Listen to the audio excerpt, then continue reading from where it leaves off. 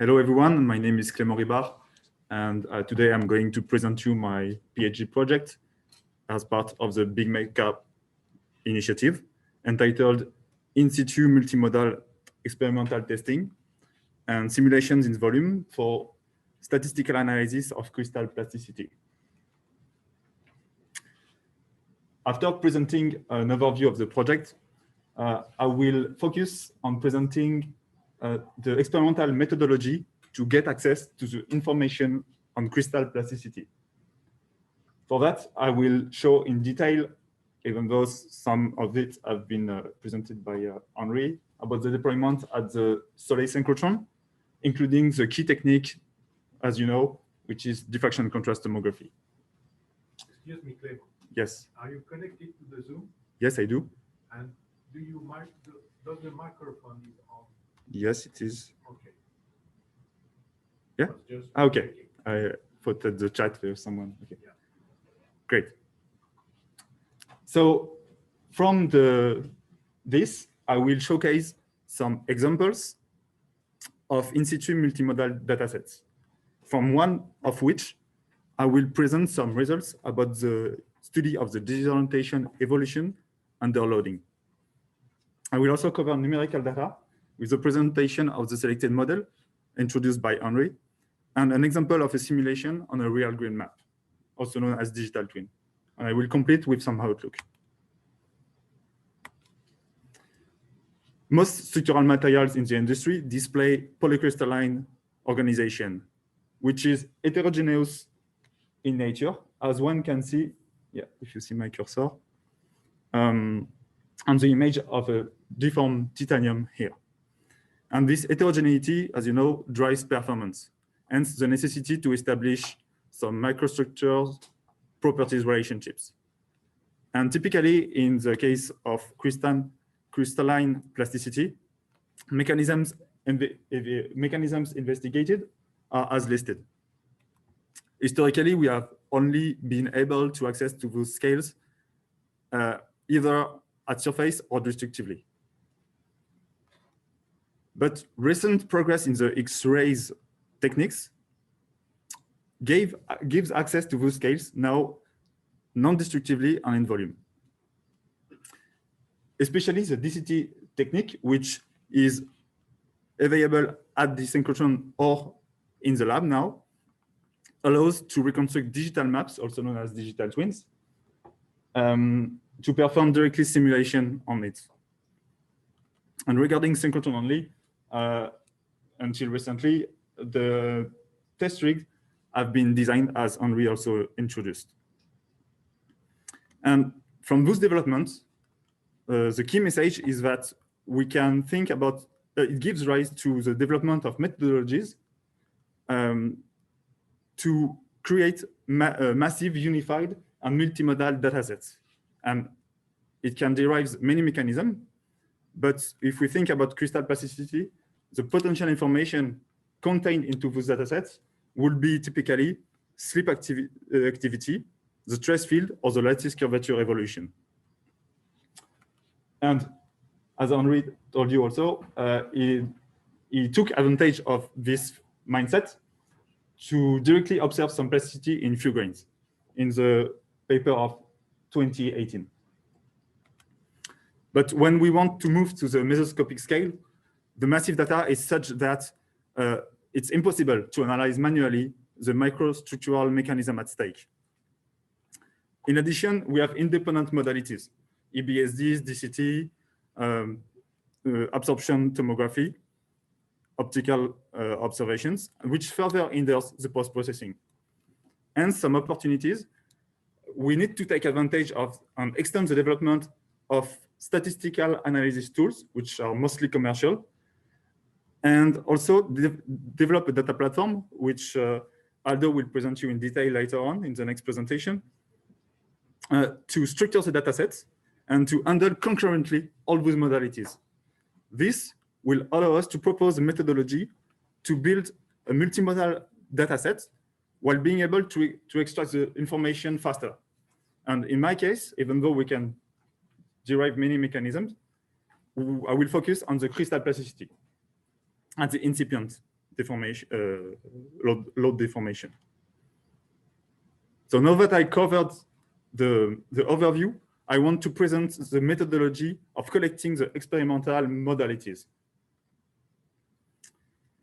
For that, we picked a commercially pure titanium grade 2 hexagonal lattice as a demonstrator for our purpose of the methodology development. Notice that a similar grade has been previously analyzed at surface by Barkia, which will be precious in order to validate and compare our bulk data. After, we needed to spend significant effort to prepare the samples. First, we needed to perform a heat treatment to grow the grains to a target size of 50 microns for compatibility with the DCT experiment. Then we were able to machine the samples with a 600 microns square section by electron discharge machining. And we added fiducial markers in order to be able to track the deformation and also to position accurately in order to know exactly where we scan. Eventually, we polished one of the face with EBSD quality in order to get a reference surface scan, which is standard in these methodologies. And this is also very critical to validate the DCT scans subsequently. In parallel, we needed to adapt the design of one of the in-situ test rigs. And one should focus on the anchoring block at the top, which allows the X-ray beam to go through the sample at over 360 degrees. And also, it allows the synchrotron detector to come very close to the sample, which is key for the DCT geometry. Meanwhile, the sample is being pulled from the bottom thanks to a system of gears and a motor. Eventually, before going to the synchrotron, we wanted to do preliminary optical lab testing in order to familiarize with the in-situ test rig, and also to start to characterize some microstructural mechanism and get the tensile load curves, reference curves, to know how to pull during the in-situ test. So you see that in our case, we noticed significant plastic slip activity at the early stage of deformation. Also, from the EBSD analysis, along with the Schmidt theory, we could observe, we don't see very well here, but there is a plastic band here. And we saw that it revealed that there was predominance of the prismatic activity, which was in line with the literature from the Barkia efforts. And also, we could get the macroscopic tensile curve from the fiducial markers with good repeatability. Then we were able to move to the synchrotron. And so we performed 2 campaigns to deploy at the Soleil synchrotron on the Psyche beamline, a multimodal technique with X-rays for users, and obviously involving the DCT. So to detail a little bit about how the DCT works, its principle is that you position a detector just a few millimeters behind the sample, and the sample itself being on a rotation stage. And for a given angular position, the monochromatic X-ray beam, in the case of the synchrotron, with parallel beam, goes through the sample, and each grain in Bragg diffraction diffracts, which leads to a constellation of spots on the detector, and each spot representing one projection of the grain. And then we continuously acquire the images over 360 degrees. And from those diffraction image, we can eventually reconstruct the grain map, which is also known as a digital twin. And as Henri told you, it should be seen as a 3D EBSD method, non-destructive. On the top, we can see the actual setup on the beamline with the sample installed installed on the anchoring system. And the detector just behind, actually here it's the scintillator, which is positioned 5 millimeters behind the sample. And then the signal is being deflected at 90 degrees to get access to the detector, which is up here. But DCT was completed by other modalities since we talk about multimodal acquisition. So we also, for instance, use the far-field 3D XRD method, which consists of putting a detector 1 meter behind the sample, so further away. And from that, you get another kind of information. By acquiring diffraction spots without having access to the grain shape, we are able this time to track the evolution of the position of the spots as we load for the in-situ test. And from that, we can get the average strain, elastic strain tensor per grain. We cannot have access to the intragranular information from that. So to give you some figures about the DCT itself, at 1 micron resolution, which is the resolution we could access in our case, one single scan takes 2 hours for about 250 microns high and takes 150 gigabytes.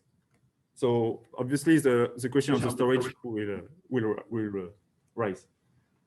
And during the last campaign, we were able, for instance, to scan 3 samples in undeformed state, so only the initial DCT, but also with the other modalities. Also, we could sample 2 scans with interrupted in situ load, and 1 sample has already also been scanned by postmortem because it has been loaded in a previous experiment separately. And all the data represents a total of 4 terabytes for a single campaign. I want to show you in detail one DCT experiment at the synchrotron. As I told you, we always do a reference surface EBSD scan. And also, we were able to get a lab DCT. The zone scan was here. Then we scanned in the DCT over a total height of 540 microns high. First, we did on this area of the sample reference DCT scan acquisition along with a far field. And then we loaded the sample in order to reach one target strain.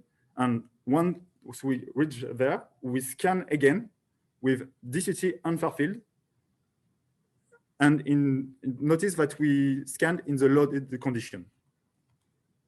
And we carry on, and actually we did 2 load steps on this sample. Then you can do also, and you want to do post-mortem surface scans again, because the EBSD will give you also the lattice curvature information, and also some optical scans in order to see the slip down better. So I move on, and after the acquisition, you want to reconstruct, as I told you, your digital twin.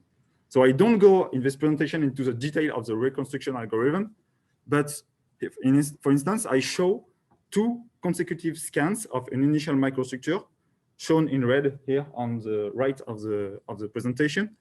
And we could get those raw reconstructions from the ESRF program. And we completed this reconstruction with the PyMicro Python package developed at the Centre des Matériaux with numerical cleaning, merging, and numerical dilatation of the grains in order to get a continuous grain map.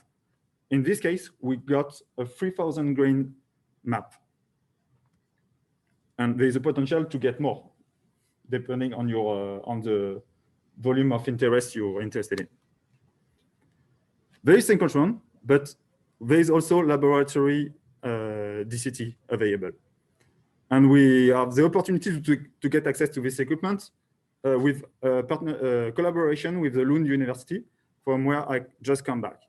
I will not have time to present into the detail my findings, and it's too recent to present. But quickly, I can show you one of my samples installed in the DCT machine. We have on the right the detector, on the left the polychromatic source. Notice that this time the source is being polychromatic and conical, which leads to different method of acquisition and different diffraction patterns, and also a different reconstruction method that we can discuss off the record. Here I show you one of the stitched reconstruction of one of the sample. What we want to do for also to compare to the EBSD data, which is considered as a reference, we want to register, and this is what I did manually, and we could find a common zone of scanning, and this is limited due to positioning issues during respective acquisitions.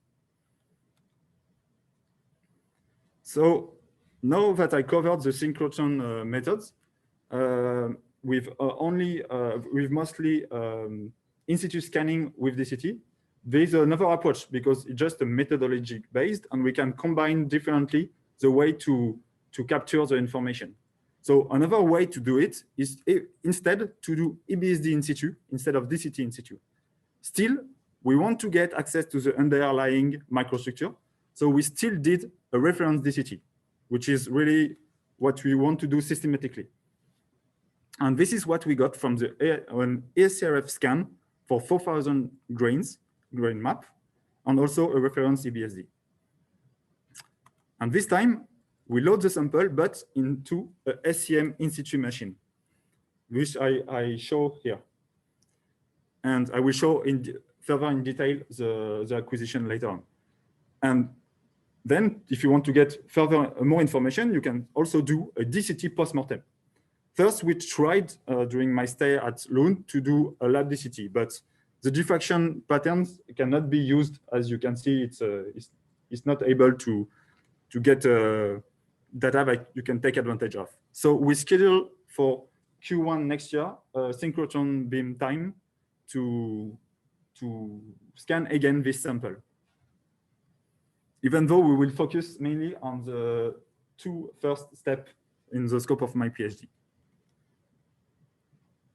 I show a quick zoom on the setup with the DCT sample installed into the machine in situ, which has been adapted to this geometry. And you can see here into scanning condition, the full machine being tilted at 70 degrees for EBSD scan. Each scan could get around 400 grains for each load step.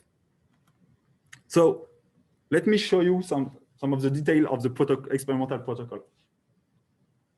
I remind you that we do have the initial DCT. And then we install the sample into the EBSD machine. We do an initial EBSD, but this time with the sample installed on the machine. And then I switch to imagery mode. So I go flat again, and I acquire the surface of the sample while loading until I notice the start of slip plasticity. So I loaded up to 0.6% total strain, and here I saw the first slip bounds.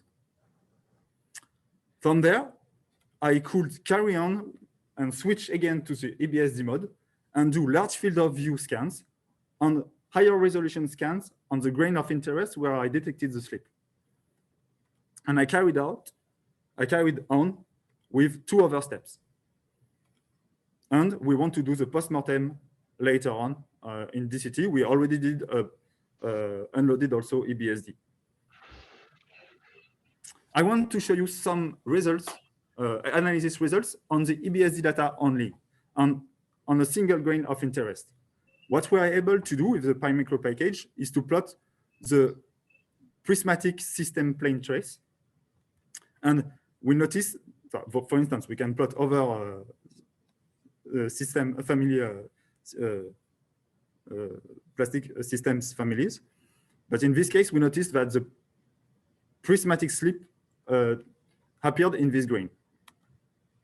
We can also, from the EBSD map, which is gives you the orientation of each single voxel, to get a grain orientation deviation. So we have the average orientation of the grain, and each voxel has a slight difference into its orientation, and we want to see how the grain this way the lattice is curved. And we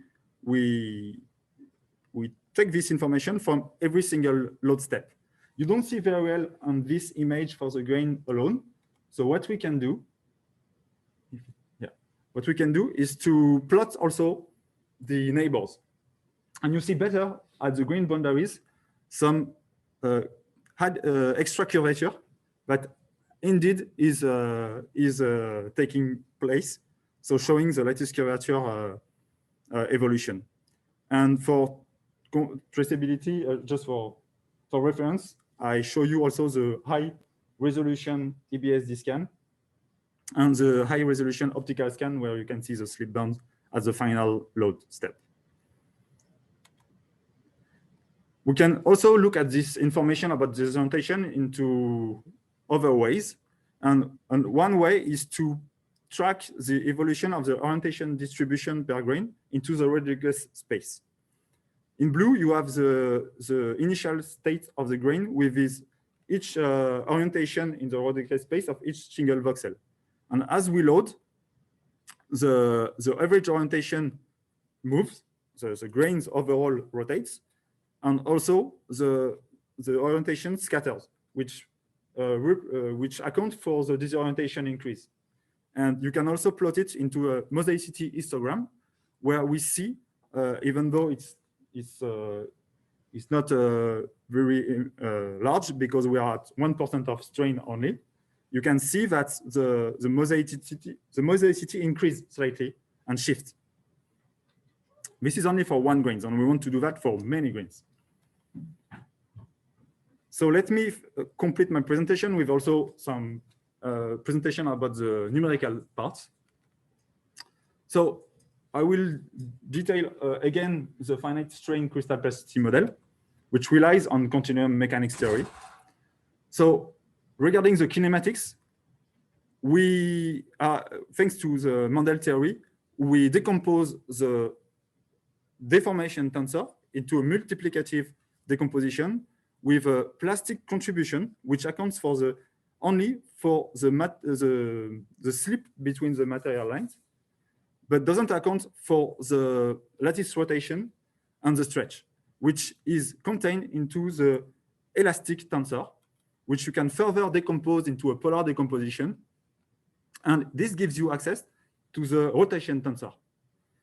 And under the small strain assumption, we can get access to the lattice curvature evolution, which will be precious in order to compare with the results of the EBSD, for instance. And you can get access to this lattice curvature tensor, which is denoted kappa, from those relations. We want also to get access to the stress field, so we decided to get a behavior law, and we decided to use the Merrick-Kaito scheme, and more precisely from the Marchenko work, who created a model for a similar grade. Here you see the equations with the elastic relation into the Lagrangian mode configuration, the flow rule based on sinus hyperbolic model, and the hardening, including the interaction matrix between the slip system. So this model is at the slip system level, even though you know that we can go to the dislocation levels, but it's not relevant into my scope. Regarding the selection of parameters, we decided at the first stage to select existing parameters into the literature. So for the elastic parameters, we took orthotropic parameters from the Simons and Wang work. And regarding the hardening parameters, we took the parameters from Barkia work, who work on the same grade. I cover quickly the simulation strategy. So we want to do volume on surface simulation. I show only the volume simulations today. And we do the simulations into simple monocyclic tensile tests based on the real in-situ test for better comparison. And thanks to the ALDO contribution, we could run FFT Amitex simulations on this grain map by securing also some computation time on the supercomputer Jean Zay. Then you get a data set once you consolidate the modalities. And here I focus on the FFT simulation output. On the top, you have the grain map with the grain IDs. On the left, on the right, you get the IPF map in 3D, like an ABSD. And on the bottom, you see that we can get access to many metrics thanks to the finite strain scheme, including the rotation tensor components, the prismatic, for instance, the slip activity, and the stress magnitude. So I will finish with some outlook. We can see also new opportunities, even though it will not be in the direct scope of my PhD, like adding a modality by diffraction dark field X-ray microscopy, and also by SEM DIC with nanoparticles on the surface of the sample. But the priority in my project is now to consolidate the modalities to prepare ground for multimodal statistic analysis, and by leveraging on the big metadata platform that Aldo is about to present. Also, we have still numerical development to do. In order to do what we want to do in the end is to do statistical analysis on several grains into the bulk. Thank you for your attention, and if you have any question, I will be happy to answer them. Thank you, Aldo. Clément, sorry, I was in the next presentation. Thank you, Clément. So it's time for questions, and we start by the room here. There was a question here. So you have access to local rotations of the microstructure. And do you think you can calibrate a model upon that data, local data? Ah oui. Oui, il était activé. Sorry. So in your simulation, you account for initial grain orientation, but thanks to large strain formalism, you can access to this grain rotation by the simulation. Yeah. And what do you think about comparing these simulation results and experimental data? And what about the calibration of your constitutive equation regarding this local data? Thank you. I think it's a great opportunity, and that's one of the added value of this data set is to eventually get to that point. And I think Daria will, with a new project related to what I do, actually will take this information, and he still need to clarify what he wants to do exactly. But typically, that can be some experimental data that we can fit to the model. We can use for model fitting. Sorry. Okay, great. So it makes sense for you to do this way. Yes. Okay. Is there more questions in the room?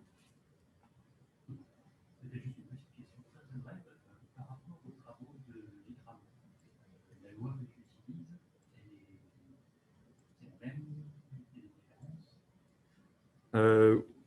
So I didn't look into the details of the Vikram work, but I think it's closely related because it's the model based on what we typically do at the Centre des Matériaux, and it was advised by Samuel Forest partly. And the Marchenko law is actually was a PhD student from Samuel, so it has a lot of similarities, but it's fitted to our material. Maybe last question. Yes. Yes, maybe just a technical question. You show map of disorientation from one stage to another. Is it easy to perform the disorientation, the map disorientation, because there is one map which is in the deform configuration. The first map is in deform configuration. How do you make the? It's not done yet, but it needs to be done. Yes, I think it's not easy. But you have presented maps now. So what I have, yeah, it needs to be cleaned. I think still to remove some rigid deformation motion. There are still some cleaning to be done, I think, but I'm not sure yet. It's part of my analysis on the of my work to come. So I'm not sure exactly if what I presented is exactly comparable yet. It's just qualitative at this stage.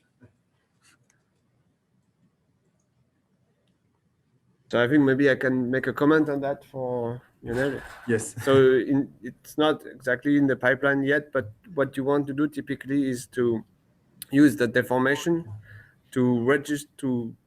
You take the deformation map and then you register it on the initial configuration. That's how you want to do it, and then you have then you can take a voxel or a pixel and you have the whole history. So you basically correct for the deformation, so which is the same as this is how you register the deform state on the initial configuration. Thank you, Henri, for the compliment. Okay. Thank you all. Thank you, Clément.